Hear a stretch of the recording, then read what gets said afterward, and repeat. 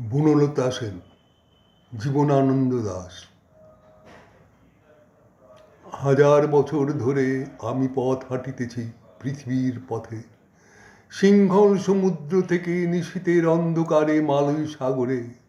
অনেক ঘুরেছি আমি বিম্বিসার অশোকের ধূসর জগতে, সেখানে ছিলাম আমি।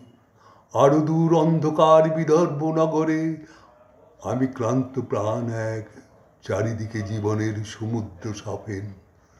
আমার দুদণ্ড শান্তি দিয়েছিল নাটোরের বনলতা সেন।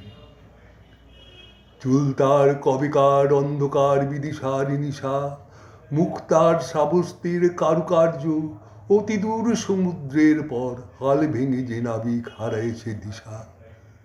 সবুজ ঘাসের দেশ যখন সে চোখে দেখে দারুচিনি দ্বীপের ভিতর, তেমনি দেখেছি তারে অন্ধকারে। বলেছে সে, এতদিন কোথায় ছিলেন? পাখির নীরের মতো চোখ তুলে নাটোরের বনলতা সেন। সমস্ত দিনের শেষে শিশিরের শব্দের মতো সন্ধ্যা আসে, টানা রৌদ্রের গন্ধ মুছে ফেলে চিল।